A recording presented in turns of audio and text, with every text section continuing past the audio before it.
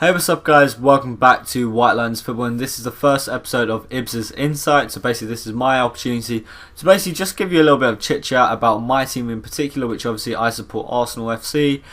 That sounds really weird saying it like that, but yeah, so this is just coming off of the back of the Arsenal Man United game. We won 2-0. So I guess with only a couple games left in the season, what I'm going to talk about is sort of the state of our season. Whether we can call it a success or not, whether we're going to reach the top 4 even, and so on. The Man United game, I would say is a good. Obviously everyone's going to be happy looking at that. It's the first time. It's for Wenger. It's obviously a massive personal victory. It's the first time he's beaten Mourinho in the Premier League, I think, ever. So technically not the first time he's beat Mourinho. I think that was back in 2015. The last time he did that in like Community Shield or something like that. But still, you know what I mean. It's obviously very good for him, but for the club as well, because technically we have beaten a big team.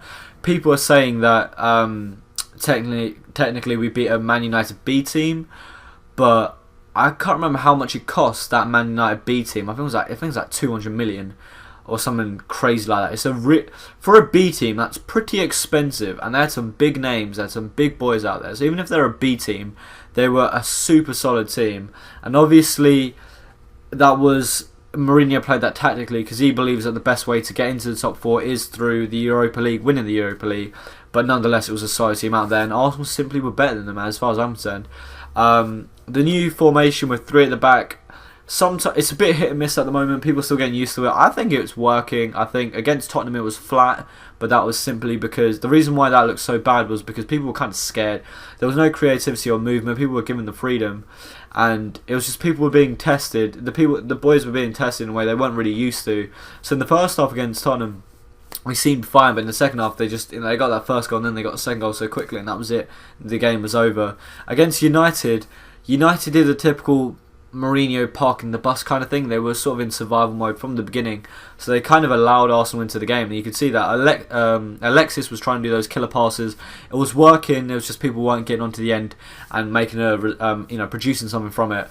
Oxlade was loving running up and down those wings. As a wing back, I think it works perfectly for him. He's able to do his defensive duties, but he's got the pace, he's got the stamina to get up there and threaten people on that wing. And obviously that cross he made to give it to Welbeck, absolutely top draw, world class cross. It was fantastic, and Welbeck's goal was very similar to none other than Thierry Henry's, who scored a very similar goal.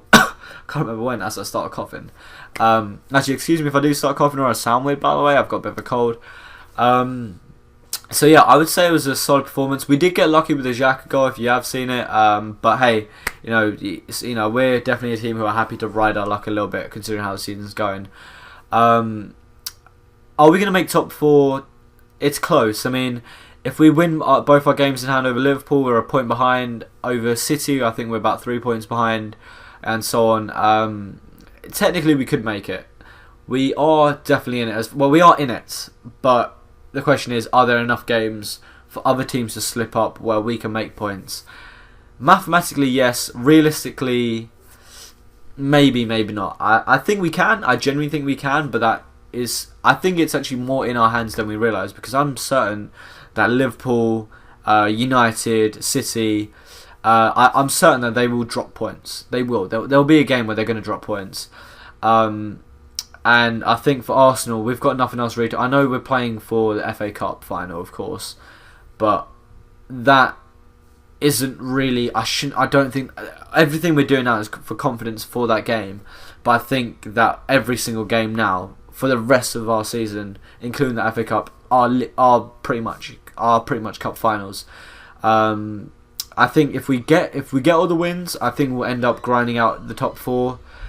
Will it happen? I mean, the thing is, at the end of the day, I can imagine the other teams dropping points, but I can imagine Arsenal dropping points. It's kind of typical of us. So I don't know. I'm sort of every game I'm kind of hiding behind the sofa as I watch it. So I sort of we take it as it goes. The state of Wenger, I suppose. I think it's pointless now waiting for him to say if he's gonna stay or leave, because he literally said it was a mistake, hinting that he's going to give his decision. It was just no point. It was bad for the team. Everyone was doubting now. Everyone was confused. It just wasn't worth it. We'll have to wait to the end of the season, because as Alexis himself said, that he's going to, at the end of the season, speak one-on-one with Wenger about his how the season's gone, his contract, all these discussions. And I think when that discussion happens, and Sanchez's future is determined, then Wenger will think about himself. Because at the end of the day, he's an experienced man. He's been here for so many years. He's going to do his job first before thinking about himself. So, I think we've got to wait. Arsenal fans have to wait till the end of the season still, and beyond that, excuse me, to hear what's going to happen with that man. Pretty much everyone now, I think, as far as I'm concerned, is in agreement that Wenger's got to leave. But I think the most important thing now, because at the end of the day, a job needs to be done to get to the top 4. The boys just got to sort of accept that now, no matter what happens with the manager, we've got to forget that. We've got to stop faffing about that. We just got to support the boys for the 90 minutes to the end of the line and try and get every single win that we can. Which, if we look at the games we've got ahead of us, I know we've got like Stoke, which can be a bogey match for us, but I think we can do it.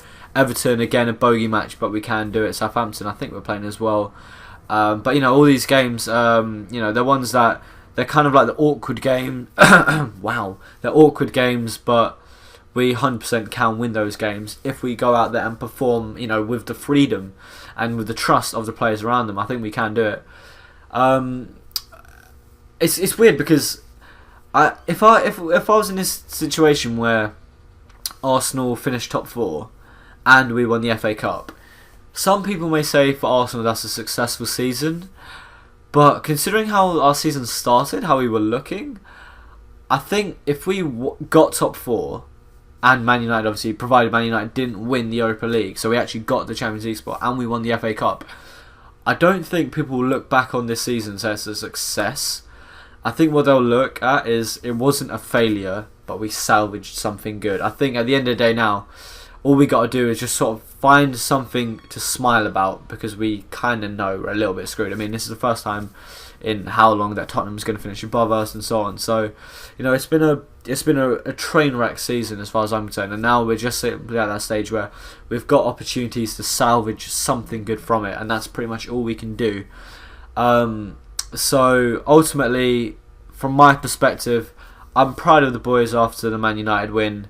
People will say, oh yeah, it was Man United's B team. They can shut up. No, sorry, a team with that much quality and that much money in them, even if they're a B team, they're still a bloody solid team. So yeah, it was just Arsenal dominated it and got tactics right, and we rode our luck. And you know what? We're going to take that. Is the season going to end up being a success? If we don't get top 4, absolutely not. Then it's guaranteed a failure, even if we win the FA Cup. If we do win the FA Cup and we get top 4, then we'll say, yeah, it's we'll take the season, but it's not a success at all. It just means we avoided failure.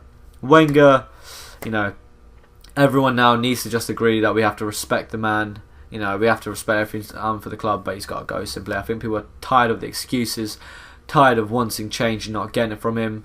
This formation change is, what we really wanted, but it's just too little too late, so it's just, there needs to be a serious change of the players. I think there are people in the team who are real passengers that just got to go. Even though Ramsey, for example, was man of the match in the Man United game, I just don't think he's Arsenal quality, even though he had a fantastic game. He just showed that's quality that he has got, he just doesn't show it often enough.